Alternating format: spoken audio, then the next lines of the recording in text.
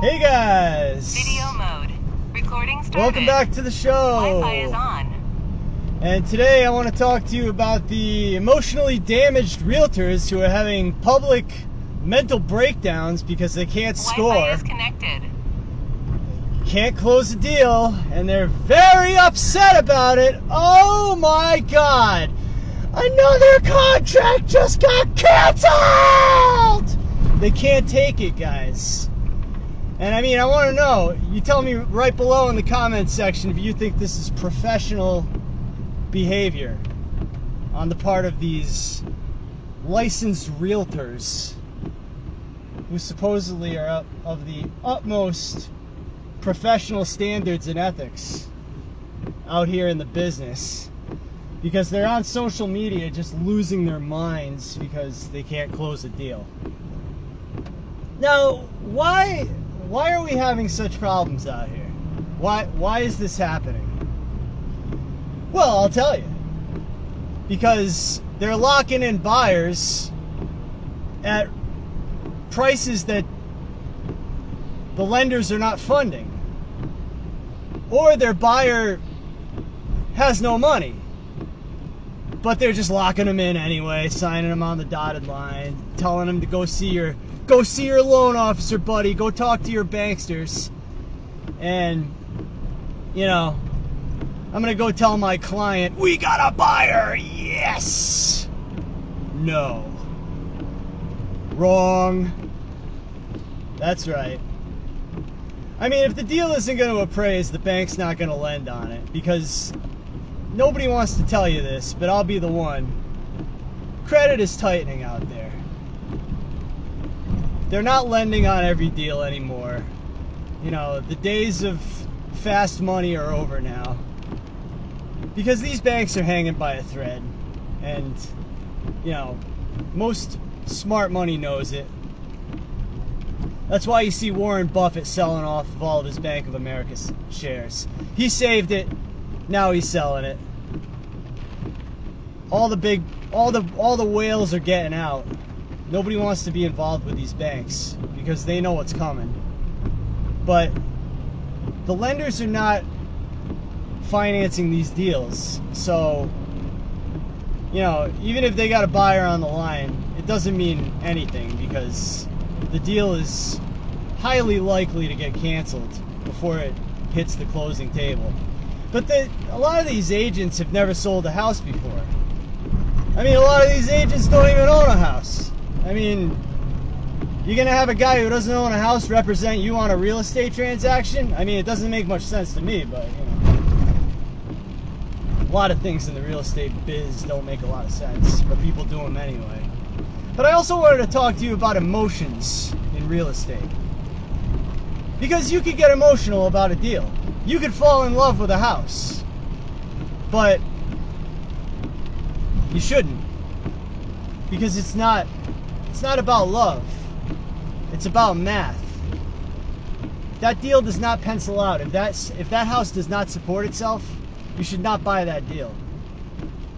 Like, if that house would not rent for more than your cost to carry it with the debt, you should not buy the house. Especially not today. Especially not in Florida. In Florida, the prices are coming down. It's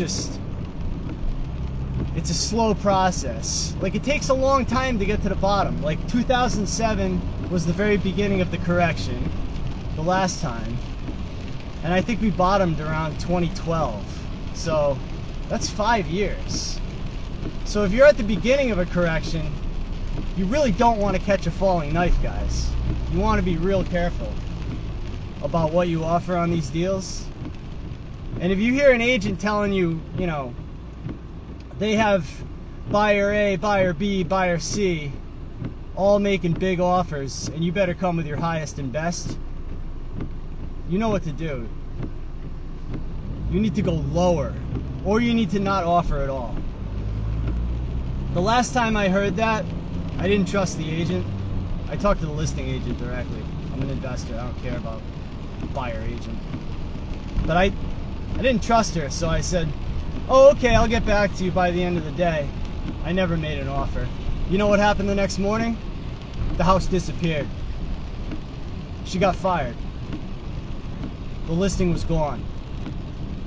So, you know, you don't need all this aggravation. You don't need to get into an emotional tantrum like these real estate agents out here on social media that are just losing their minds because they can't sell a deal. They can't go the distance. So you need to be smart. You need to do the math. You need to know principal, interest, taxes, insurance. You need to know what's the HOA fee. You need to know what the property taxes are at that asking price. Like if you close the deal at that price, what would your new property tax amount be? You need to use the tax estimator. You can go search for that. You need to know any assessments. You need to know fire assessment if there's nonsense going on at City Hall. Firefighters want more money. They're slapping people with assessments for no reason. You got to know what that amount is, and then you got to add in your insurance. You need to know an accurate and 2024 insurance quote on that property from a real person. Call up an insurance agent and check it out. Don't listen to, because any information that you see or that you get from the listing agent, they never disclose accurate information. They always disclose false information when it comes to the property tax and insurance. Like anything you really need to know, it's incorrect. Almost 100% of the time. Very rarely is it accurate. So I just wanted to share that with you guys. Real estate should not be emotional, okay? I mean, real estate is beautiful, but financing real estate is all about math. And unless you're a wealthy home buyer, trying to stash some cash and some real property, if you're an average Joe or Jane out there, you have to understand the math, and if it doesn't cash flow with the debt, you don't buy the deal. And if you got a real estate problem and no one else can help, and if you're looking to sell your house quickly without a salesperson, you can find me right here at The Real Estate. And please like and subscribe and join me for more. My name's Danny Elliott. Thanks for joining me today. Have a nice weekend.